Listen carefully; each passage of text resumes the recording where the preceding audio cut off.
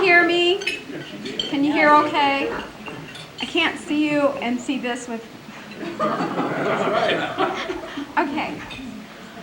The Jefferson County Civic Center Board would like to welcome you to this special community communication presentation. We're excited that you're here.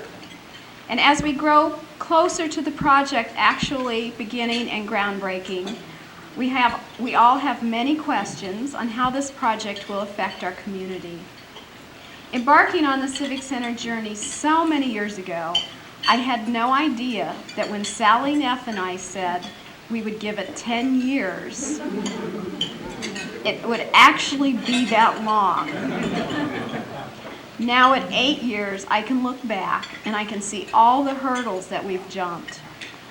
From gathering a committed 15-person board to face this awesome task, to acquiring the state's $800,000 CAT grant, going through a public vote for local option sales tax, which was, for me, the worst, and the city of Fairfield participation at $1.4 million, which was an awesome support for our community. We've met with architects a zillion times, scrutinizing the design plans, making tons of changes and cuts. And then there was the demolition and getting into things like asbestos testing and documents that we needed to file. So I have learned a lot.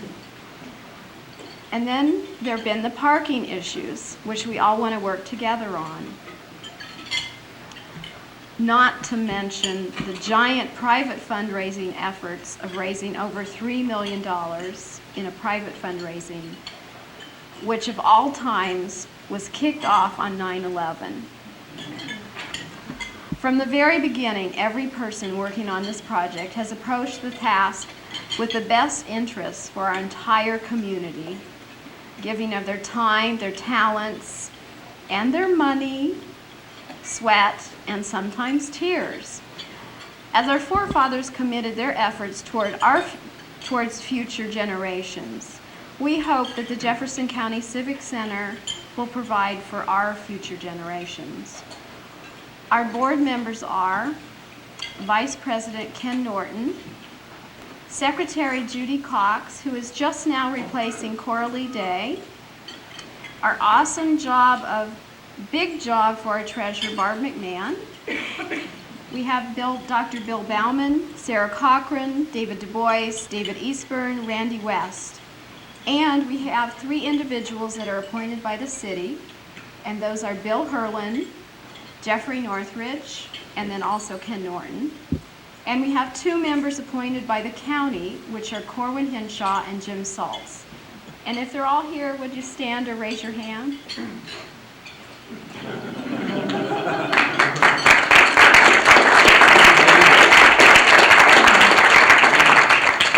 And do we have any past board members out there?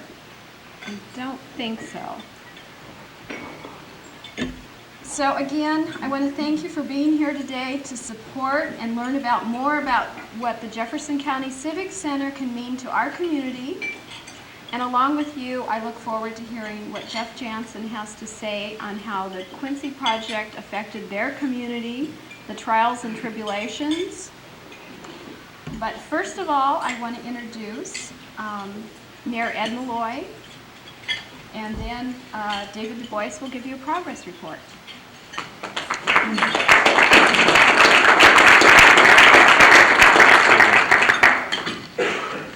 Good afternoon, everyone. It's a wonderful turnout here. Really, when you look at the people who are represented in this room, you know exactly why we are embarking on such an ambitious project as a Civic and Convention Center. We have an extraordinary community, and we are very, very fortunate to have a special guest today, Mr. Jeff Jansen from Quincy, Illinois, who is going to give us a look into our future, which is something that I think we're really going to enjoy at this point, because as Susan so aptly described, we've basically painstakingly gotten to this stage, and we still have a little bit of work to do, but the vision of where we're going is something that has really fueled us for a long time, and will continue to do so. So it's a great opportunity today. First, let me congratulate Susan Kessel and the rest of the board members for all of their work.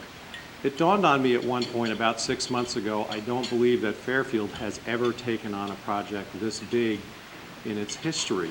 So this is really an extraordinary amount of work that this group has taken on. It's a great responsibility. They've gotten a lot of support from the community, and I think they would just turn that back and thank the community for their support in many ways. But the group that has come together to do this is really extraordinary in terms of their dedication. So if you would applaud again for this group and thank them very, very much.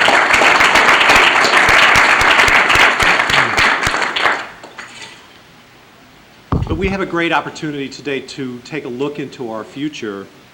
And basically, we know that what has driven our efforts to plan for Fairfield's future and to really think as boldly as to put something like this in our downtown has been a passion for our community. And it's just that passion that really drives us. It's a passion for keeping our community strong. It's a passion for continuing the great legacies of our community. It's a passion for the arts and culture. We have a community that's very, very rich, and both historically and presently very rich in those areas. It's also a passion to renew and to reinvigorate our community so it stays current, so it stays relevant, so it's a place that our young people can say is moving forward, is growing, and is someplace that I would stay and raise my family and children. Over the next 10 years, we've laid out a strategic plan for our community, and I just wanted to talk a little bit about how this project, the Civic and Convention Center, really figures very prominently into that planning and into our future. In that strategic plan, we said we wanted to create jobs. We wanted to create 1,000 net new jobs in our community. The Civic Center is very, very important to that because, as a lot of the major employers told us, when they are recruiting upper and middle management people to their companies, they really want to have this kind of amenity to show them and to say that this is what our community is about. It becomes a symbol of all that is represented in our community, the diversity of business, the diversity of arts and culture. It supports our goals for recreation, the arts, and community celebrations. We had a very, very rich area within our strategic plan where we wanted to build on many of the things that we do already and to add new things. Having a venue like this, having a facility like this, a first-class facility, is going to allow us to do that. I think the creativity that we see now, given some of the older, more run-down places where we'll have events and things like that, everything will continue to serve its purpose, but to have this gleaming, shining new facility to do all of this is, I think, going to enhance the creative thinking of a lot of the people in our community, and we're going to find ways to use this facility that we're not even dreaming of now, and hopefully Jeff will also give us a vision of how that played out in his community as well. The Civic Center really anchors all of these plans, and it really does enhance all of those features that I talked about. Everything is really going to be tied to that. We've made a commitment to, for instance, developing an economy based on tourism. And certainly, there are a lot of things that we have that will attract people to our community.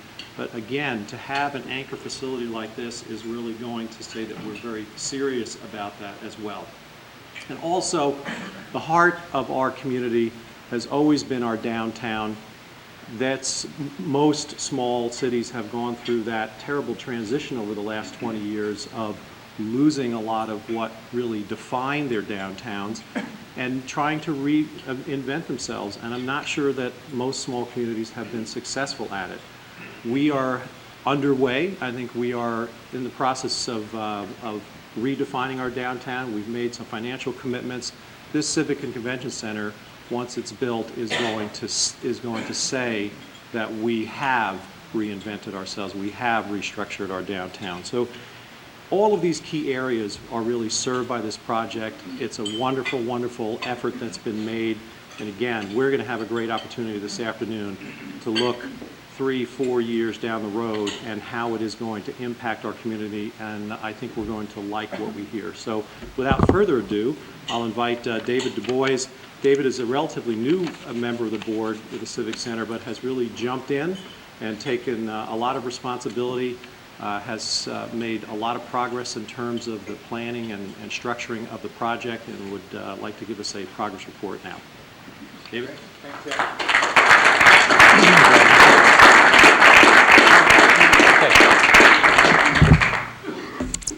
I had my notes in here, if I can find them.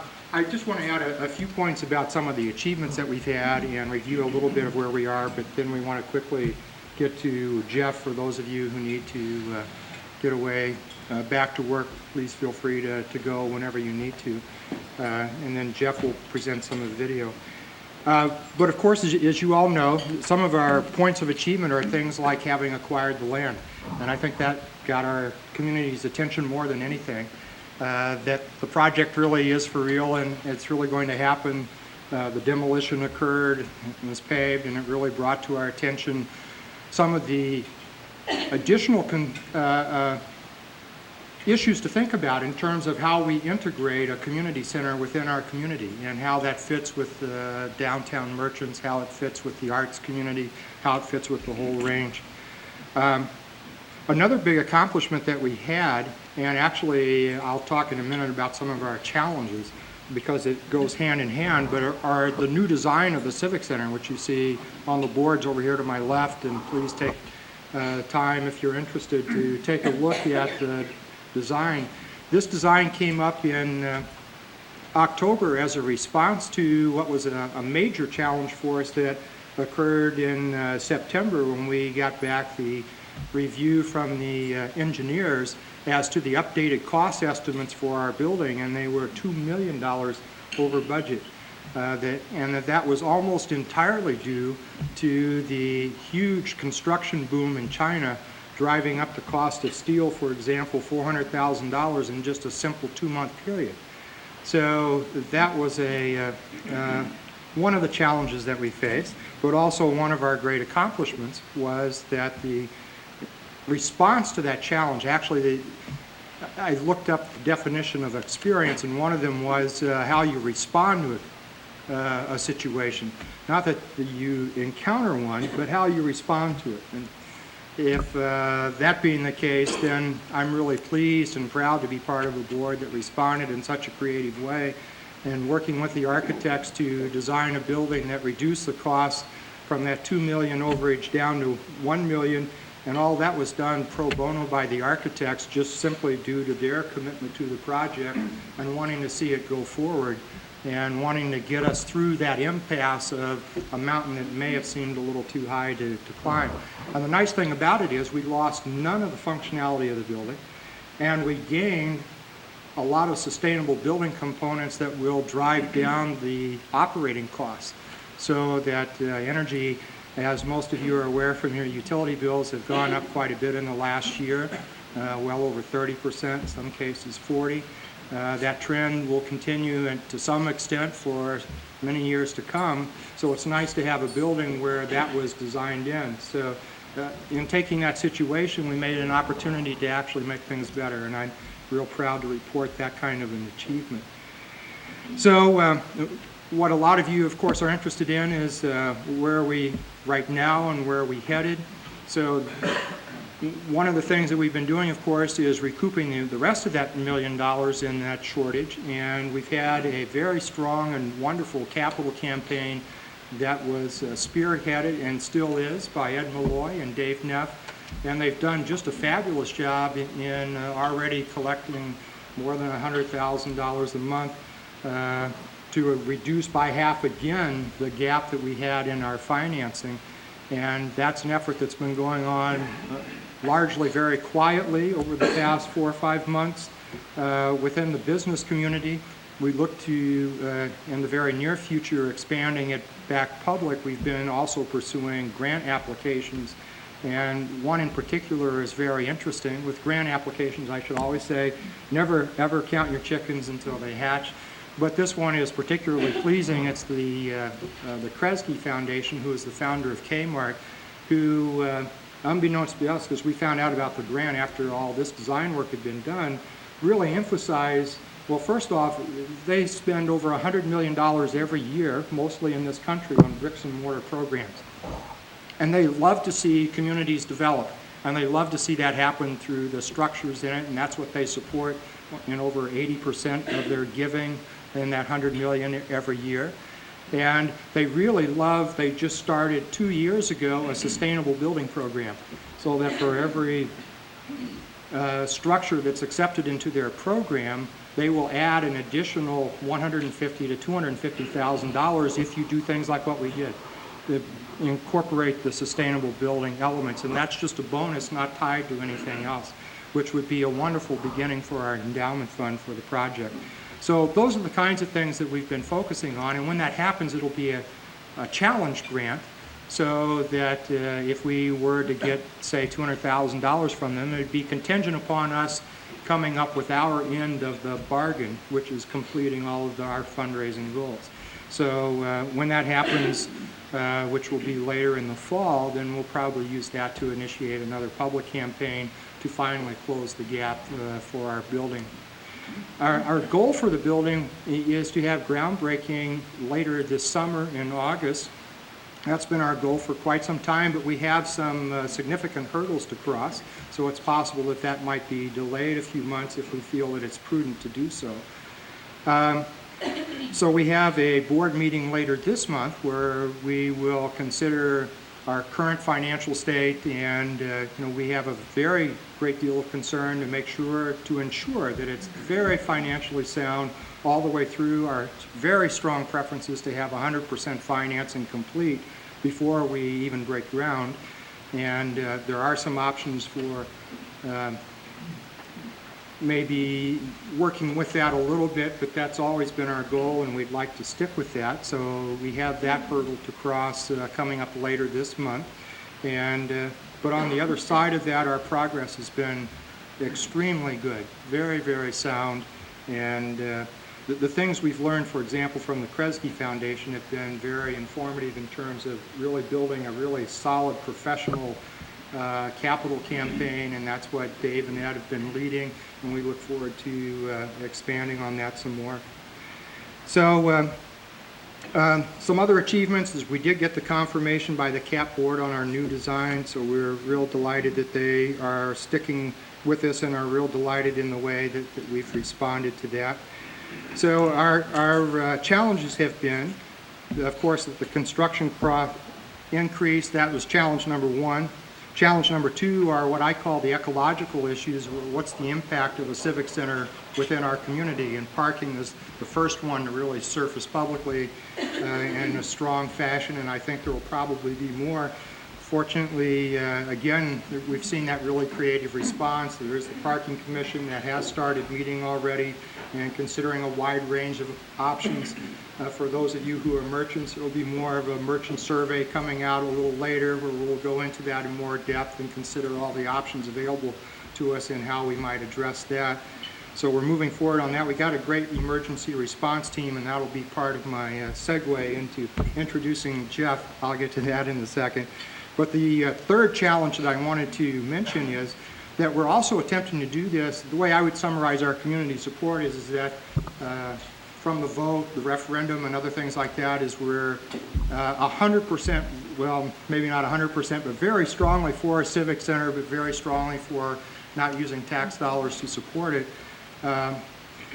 And so we've been revising and updating our business plan to account for that constraint, because that's a very vital one, because more than 90% of the civic centers you see anywhere usually get somewhere on the order of 25 to 35 or 40% support on an annual basis for their budget from the city because of its contributions to the local nonprofits, because of its contributions to tourism and all the other kind of city support things. So how do we make up that kind of a gap?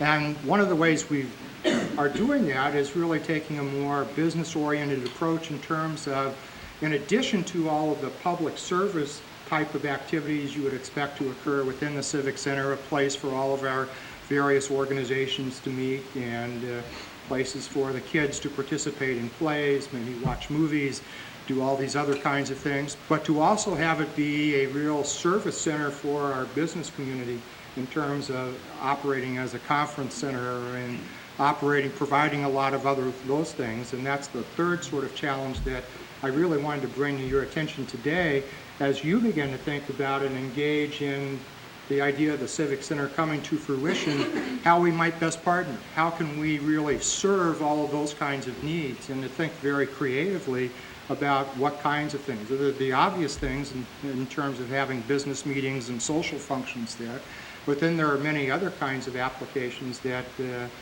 may come up just from a little bit of thinking about it. And in the next 3 months or so, we'll actually be needing to talk to not just the business community, but all the organizations in town about what your actual uses are. We went through this process 3 or 4 years ago, and that was in a brainstorming sense of what are the possible uses. Now that we're getting close to building it, we're very much interested in what are the real today uses. What in 2 years from now, when the Civic Center is operating, what are going to be the activities going there? Let's get those tied down now. As Ed mentioned, and I'm sure Jeff will tell you, a lot of them were going to be unanticipated ones, but we need to know the anticipated ones now, in part for the Kresge grant, but in part because that's just good planning. So now my segue. So we have these kinds of challenges, and again, I'm pleased to report about all the creative responses to that. In a way, you could say we have our emergency response team. It's good to have people on the board like Doc Bauman, because probably my good analogy for the idea of having Jeff come as part of our planning. We also, and redoing the business plan, we revisited a lot of and visited new civic centers, and the Oakley-Lindsay Center in Quincy was an example of one that is a very dynamic center, a civic center that is actively pursuing bringing in national entertainment, for example, as a good way to help support, well, for one thing, bringing culture to you, additional national culture to your local town, but also as a way to make the Civic Center financially very viable by having attractions that bring people from a very wide region and don't rely solely on the people in our own community to support it.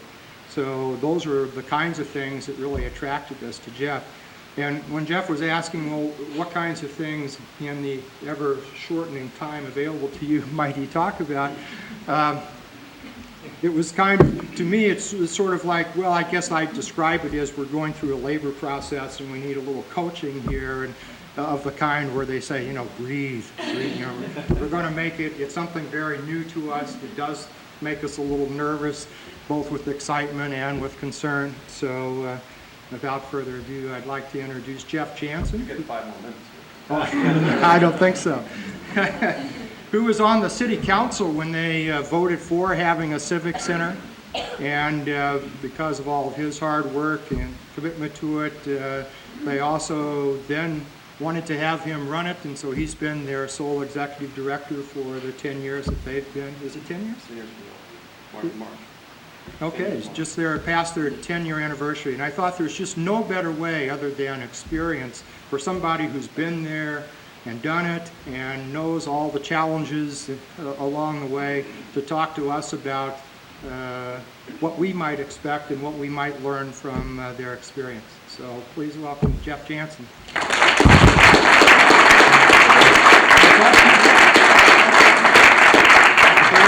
Short on time, so we'll probably want to I want to appreciate the opportunity of being here, and I met with Dave probably, a month ago possibly, right. And Lucy came down and we had a real nice conversation, and it's kind of like deja vu when I walk in here and see like where you're at right now, because I did the same thing. I was fortunate enough that our project started in '85. I was on the city council in '86 and voted on the project. In '88, I became director of administration for our mayor then at that time. I was very much in favor of it, as your mayor is. And Mayor, if I was here, I'd vote for you. I like your style. I'd vote for you. But everything I see here today, and the group of people here I see, and the amount of people that are involved in this great opportunity for your community, is a big asset for your community. And I know Dave, I've had several conversations with him. We had a nice little trip around town today. And I cannot tell you what your location that you picked in your central business district is probably a big key. I think it's very important. I don't know whose idea that was or how that came about, but Our convention center was located in probably the lowest assessed evaluated property right outside our central business district. We're about a block and a half off of our square, our historical square. I can tell you that, as Dave said, sit back and relax. If you think the first 8 years were bad, the next 5 or 6 are going to be very, very strong, and all your hard work you will see the fruits of it. Just a few things about the city of Quincy and how our convention center is run. We are not operated by the city of Quincy. We are our own board. I have a 7-member board. We call it it's a long name. I'm not going to, Civic Center Board for all good terms, but we are a state statute. Our funding came about 80% from the state of Illinois. We had $1.5 million for a local match for a theater group. The other money was, we bonded out, we owe about $2 million, which we have about 5 years left and then to be paid off. More importantly is in our central business district, as you will see, and sometimes when you talk about these convention centers, you have to think outside of the box. You just can't think of your local groups using this as a facility. It'll be above and beyond what you've ever thought you could bring into your community when you open this convention center up. Our convention center, and I told Dave this, and I think I told Lucy this, I was the chief of staff for the mayor at that time, and of course campaign times, a lot of political figures like to know what the hell's going on in the community before they start putting their name out there to run. So we did a political polling of sort and put out there. But the convention center was still going through its infancy stages, or trying to be built and going through what local people thought about it. At that time, the poll came back that 68% of our community didn't think we needed a convention center. In fact, a lot of it was named a white elephant. Our building's white, and I think you'll see it here later. Before it was even built, they called it the white elephant. Of course, at that time, my best friend was running for mayor. He kind of wanted to duck that issue. As some mayors we know, you kind of want to stay away from those cottage issues sometimes. But we went forth, and the process was very, very much like yours. It was meeting with different groups, different communities, funding levels, everything that you're going through right now. And I just told Dave this before, our new mayor, who was just elected back in May, we did another political polling, which is 10 years later, after the building's being built. And 87% of our community gave it a A+. There was 3% of the population that, and I think one of the letters came from Quincy, Illinois, up here in your local newspaper. And I'm still trying to find that guy, I believe. We got to him first. We're going to hunt him. We want to hunt him down, but I mean, it's just a change of opinion of our local population on what this convention center has done for our community and activities. And I know you're going to sit down and think, well, so-and-so is going to use this, and this group's going to use this on this weekend, and we might have a little flower show going on here, we might have a craft show, but believe me, the opportunities once you build this facility is unlimited. We just passed our budget May 1st, we started a new budget. We went from our original budget back in the days when we first started, it was like $365,000. We just passed a $1.6 million budget. We are currently looking at available parking, and I know that's an issue here, and we've talked a little about it, and hopefully we'd have some ideas on that for you. We just bought another block, a city block of and we're in the process of building a new parking lot, which is going to add another 360 cars. But also, more importantly, our board is now looking at, we have an expo hall. The expo hall, just the hall itself, our exhibition hall, is 30,000 square feet. And we're very much considering going to 60,000 square feet, another additional 30,000 square feet. So thinking outside the box, and I know this is a big project for this community, but who would think that in 10 years of operation that we're looking at expansion and we're buying a block of property to add for more parking.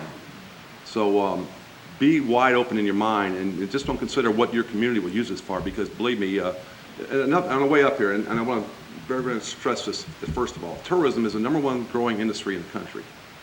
And it produces no hazardous waste. It produces no black smoke. Nothing, it does not hurt the environment. All it does is make your community money. Now I was telling Dave, this is a very good story. A good friend of mine, Jerry Deastrauss, who just became a good friend of mine in the last 5 or 6 months, and I wasn't going to tell him where I met him at, but I met him in a local establishment that serves a couple beers after work. And he just came back and moved back about 7 months ago from Bakersfield, California. He was born and raised in Quincy, been moved out there his life, raised kids, came back. He's retired now. And I'm talking with him. We have a few beers, maybe once or twice a week. And he was talking about, I was talking about going to St. Louis Cardinal game this weekend, looking forward to it. Good weather's coming. I said, well, Jerry, what are you doing? He goes, well, he says, believe it or not, he says, we got 2 busloads of people going up to Pella, Iowa. I'm thinking to myself, what the hell is he going to Pella, Iowa? Why would 130 people go to Pella, Iowa? It's the local tulip festival. I'm sure you've heard of it. I've never heard of it. But I started thinking, Lucy, when I came in here today, the first thing I saw was 2 tour buses. Immediately, to anybody in tourism, it means money. We call it heads on beds. So I'm thinking to myself, I've got 130 people leaving my town to go up in Pella, Iowa, and the state of Illinois figures that you spend, one traveler and a tourist traveler that's going out of town spends about $165 a day. So I'm starting to promote all this money, how much money is leaving my community for a tulip fest in Pella, Iowa. So you got to kind of think out of the box sometimes. We just had a local dogwood festival last weekend, and thank God the freeze came after that festival, but every one of our motel rooms was filled. I just told Dave we had a National Guard Association, 700 Illinois National Guardsmen in our community for 6 days at our convention center. 10 years ago, when Dave came to Quincy, Illinois, no. First of all, we didn't have the motel rooms. Second of all, we didn't have a facility for them to be able to handle that. And here's the other issue. Here's what else you're going to see. Besides, we've had a 47% increase in sales tax in the last 10 years. Now, can we take credit for that? Well, we do. You know. I'm sure the mayor will take credit for that. Any other elected officials in here will take credit for that. The business people love that. The other thing, we went from 564 motel rooms to, after this summer, we have 2 being built right now, will be over 1,200 motel rooms. That's all happened in the last 10 years. More importantly, which is, Mayor, and you made a very good point, and I love your location of your facility.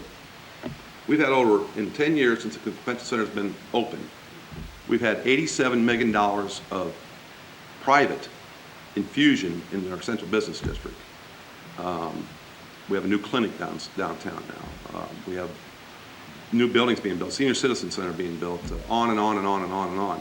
But the focus in Quincy is right now on the interstate of 72, and a lot of our retail has gone out towards the east end of town, which is the Civic Center's on 4th Street. It's probably about 58th or 60th Street, where all this big retail stuff's going on. The malls, the Lowe's, the Home Depots, on and on and on and on.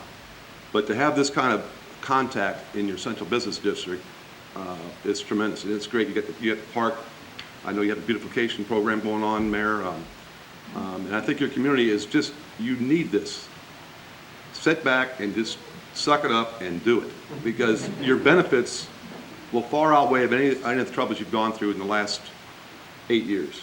And believe it was 10 years for us. From the time we started the Civic Center, we opened up in 95, we started in 85. So it does take time, it's a lot of heartache, but I think the key to this, I think where you're at right now is cooperation. I think you share a lot of that with each other. There's always going to be people on the opposite sides of whatever issue it is. But stay strong, go forward, and believe me, I hope I can come back here 10 years from now. Maybe we'll have some other kind of festival going on here or something.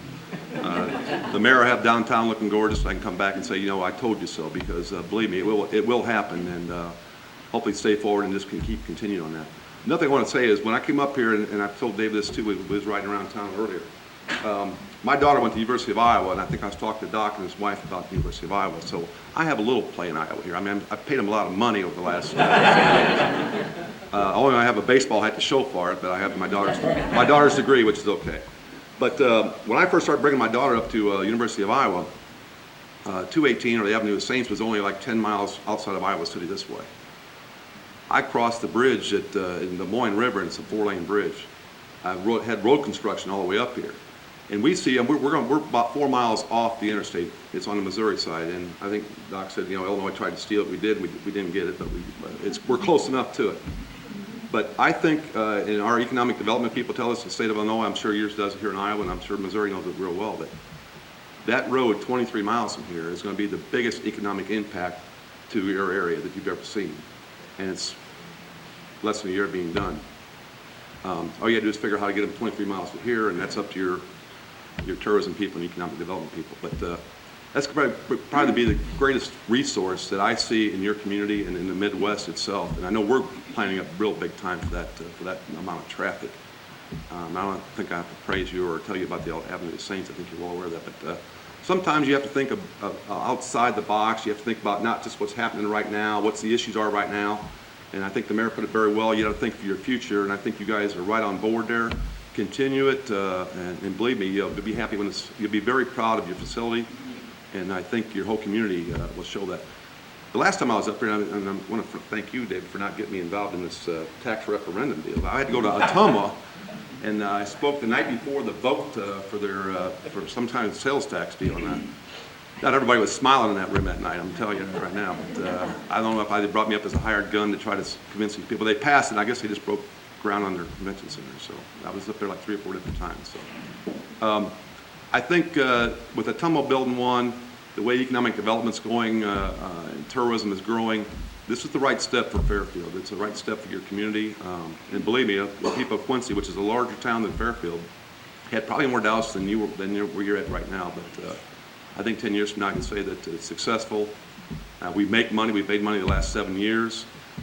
We're very proud of that, but it's very hard work. But the amount of activities you can have here are unlimited. I had Lebanese or stallions in my building, for Christ's sakes. I never even had any idea we could bring stallions in the convention center. I've had home shows, flower shows, farm shows we've never had before. Our local TV station did a farm and home show in a 6,000 square foot gymnasium with 2 flights of stairs to walk down. I don't know if you ever try to get a garden tractor down 2 flights of stairs. It makes it pretty tough. In our facility, they are now operating a 30,000 square foot facility with drive-in doors. We have a 4,000 square foot lobby, which they are taking that and they're wanting more space. So why we're talking about the expansion. So we've had home shows, farm shows, hunting and fishing shows, boat shows, RV shows, concerts. We just had the 700 National Guard, and then we thought the building would never been able to handle that type of a crowd. If you figure, again, heads on beds, which we love that saying, you figure 700 people in town for 5 days, and how many motel rooms it is, and how much beer they drink, and how much food they eat, and how much gas they buy when they leave, and it's a major economic plus to your community. So hang in there, and I think I want to congratulate you. You're a lot farther along than I think we were in the process. Continue on. And it's very nice to see this crowd here that these people hopefully are all behind it. But if you ain't, get on board because the train's leaving and you ought to be very happy when it happens. So I'll be glad to take any questions from you, and believe me, I've had them all asked to me, so don't hold back. Anything that might help you ease your mind, or questions about the future, or how our facility operates, or anything like that.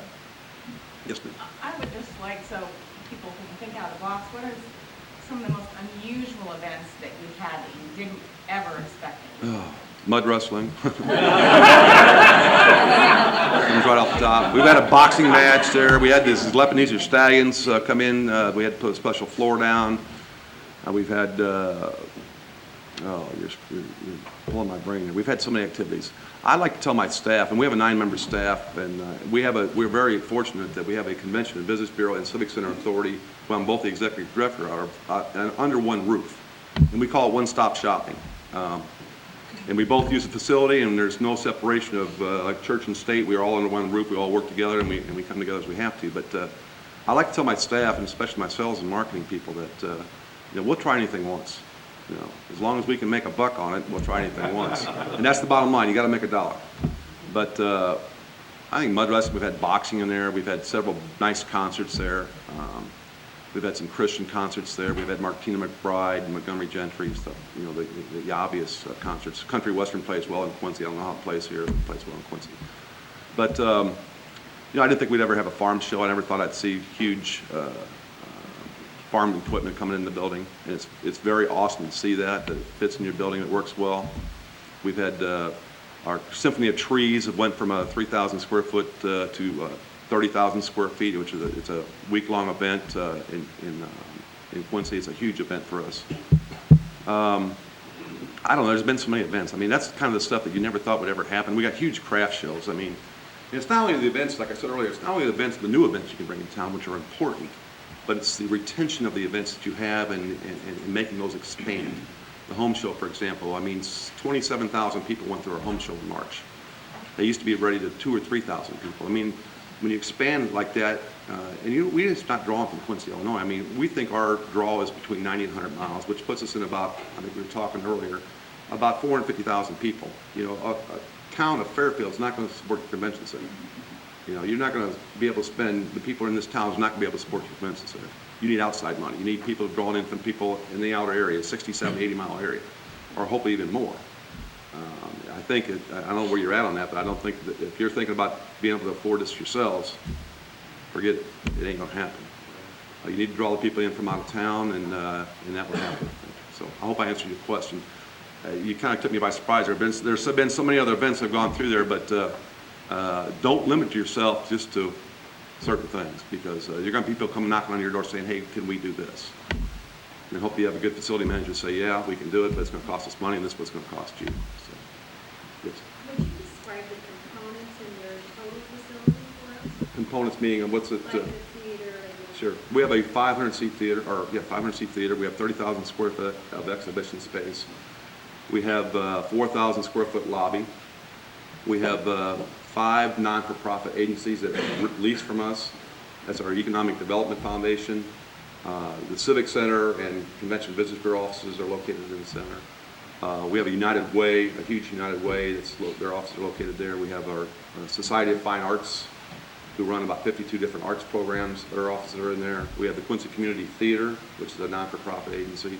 And we have our Chamber of Commerce, our office space. And we have actually 2 breakout rooms, meeting rooms upstairs that divide into separate entities. And our convention hall breaks off into, we have 30,000 square feet open, or you can divide it in half into 15,000 and 15,000, and then you can even divide the one half into 3,000 and 12,000. So it's a pretty flexible building. And the building's been through, you can't believe what that building's taken, and you can put anything through there, and I've got a real great staff and turnaround crew, and one day we'll be doing the home show, the next day we'll be setting up for the convention, the National Guard Convention. We had to tear that down in about 3 days and make it into meeting rooms for the National Guard Association. Yes? Can you share the shortcomings after building it? I know the storage and the kitchen area. Yeah. We actually didn't have no money. We built the building and that was about it. Nobody ever planned on, okay, all of a sudden now we got to operate this facility. So we didn't buy our own tables and chairs, which was a huge mistake. We went through that for about 4 years. We leased that out. We contracted it out. We contracted all our catering out. So our storage rooms were very small, and I think I told you guys that. Make sure you have plenty of storage. Our meeting rooms are probably, we've talked to a lot of the different moteliers, which, as you know, we have a lot of motels around our convention center. One brand new one just went up 2 years ago. And they wanted us to use their meeting rooms. So that was kind of a trade-off to make sure that the moteliers were on board. And now they're like at my front door every day. I mean, we had some hoteliers that weren't really in favor of our convention center, and now they're our best friends. I mean, they want to take you out to eat every day. They want to know what's coming in town and how can I get the people there. And our restaurant's the same way. But parking was an issue for us. I think we discussed that earlier. And then we're buying more parking. But again, 10 years ago, I mean, these are growing pains for us. These are good growing pains, and we like having those kind of problems. And we've adjusted some other things on storage. Now we're looking at even building bigger, which is, we'll probably tie some of that stuff in there. But we had a very small kitchen, because we didn't plan on doing the catering. Now, as you know, and we talked earlier, we're doing a lot of the catering ourselves now. And we own our own tables, our own chairs, our own pipe and drape, our own PA systems, our speaker systems, tractors. I mean, I never thought, we got a Kubota, 20 horsepower Kubota, which wish I had it myself. The convention center bought it. We used to push grass with lawnmowers, push mowers. Take our staff like 4 or 5 days to do it. Well, if we made money, we didn't make this step here for the first 1 or 2, 3 years operation. But I'm very proud of where our operation is now. And our community is very proud of it, and our mayor is very proud of it. Our city council is very proud of it. And that's the kind of people you got to keep happy. Although I don't work for the city. I mean, they are not my bosses. I got a 7-member board group. But we keep very close relationship with the city. We have a hotel-motel tax that comes through our operations from the city. So we like to keep them friendly. And you know that, Mayor. Yes, sir. Have you been able to figure out what kind of events are the most profitable for you? Trade shows, probably concerts. Concerts we had a guy by the name of Purnell. He's a country western, he's popular now. We've taken it on ourselves. We thought we'd do a we thought we were hot shots. We'd bring our own concert and we'd do it ourselves without a promoter. So we sold the tickets. I think we lost about $1,250 on that deal. And that was '96, I think. But the last concert we did, we finally are doing ourselves now, and we're producing ourselves. We're selling the tickets now ourselves. And the Montgomery Gentry concert we just had, I think we probably made about $35,000 off of it. But there's a lot of work involved in it too. There's a lot of work involved in it. You got to get sponsors on like Budweiser or Pepsi Cola or Coca-Cola, whatever's popular up here. The local people, local radio stations. I mean, it's like farming out some of the responsibilities and financing that. But Concerts and exhibitions. trade shows are big for us. Mud wrestling was profitable for us. We got our own concessions. Now we run our own concessions. Boxing was big for us. Was theater production? The theater, we actually use the theater ourselves. The Quincy Community Theater runs the theater. They do their own performances, and I think there's a brochure that Dave's got up on their performances. They lease from us. We use theirs, like, for example, when we had the local National Guard, and we used their 500-seat theater as part of our convention. But they actually operate that themselves. We really don't have to worry about making money or losing money on that facility. We make the money when we rent it out. We share the profits of the rental with them when we rent it out for conventions. But yeah, we have a very strong theater performance. Yeah, and they're sold out usually. Their season tickets are sold out, but very, very profitable for them. Yes, sir. The concert that made 35,000, that was, I assume, the convention hall? Right, the exhibition hall. How many seats did you have there? About 5,400. 5,400. And you invested in the chairs, and you have Right. to find storage for all those. Right, right. Big stuff. Actually, we won an award for storage. We didn't have the money to build on when we took over our own tables and chairs. We actually got, at first, we got semi-trailers, and we use that we have a drive-up dock area, so now we got 3 of them. I think the most we ever paid for one is $200 or $300. I mean, they're not road ready. We just drive across the parking lot, but we do all our storage now in semi-trailers to use the shortfall that we've had before until we build new. So we actually won an award for that.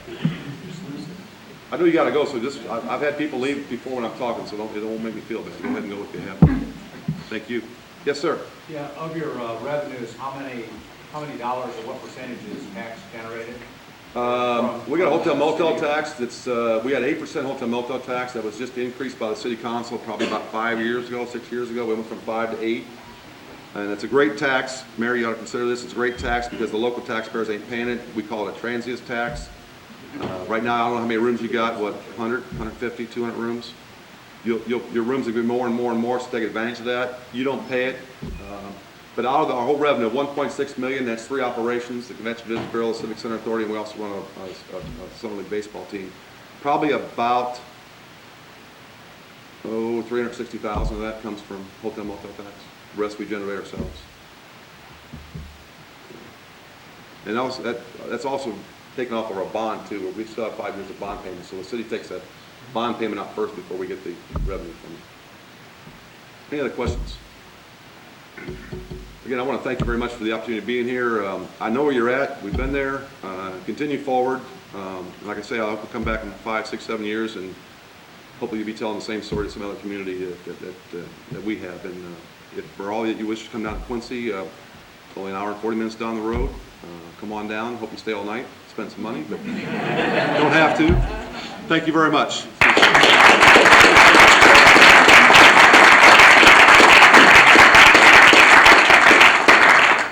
I should comment, one of the delightful reasons for having Jeff up here is when Lucy and I went down to visit him, it was complete open door policy. You want to see all the books, here they are. You want legal documents, here they are. You want to talk to staff about how this or that runs, here they are. Incredible generosity, and so it's really great to have a resource like them to help us through this process. But what you said at the last reminded me of a brief commercial message that I forgot to make earlier, so while you're still here, I'll make it. We're actually going to organize a group to go down to Quincy May 21st, so just coming up in a couple of weeks here, they have a theater show in their theater called Over the Tavern, a humorous comedy and drama about growing up in 20th century America, and we're going to use that opportunity both to have fun and to walk around their Civic Center and talk to the people down there, talk to the merchants, talk to Jeff's staff, the mayor, the Economic Development Association, and so forth, and learn more about that as we get close to making some of our final decisions. So you're all welcome to come and join us with that. There is a sign-up sheet right outside on the door. Put your name and email address, and we'll get you all the details coming up in the next week or so. I just had one thing. This video was made 10 years ago, and that person on there is really me. I just had more hair. Susan, any closing? Just thank you all for being here, thank you for your support, and as we move forward, thank you for helping us.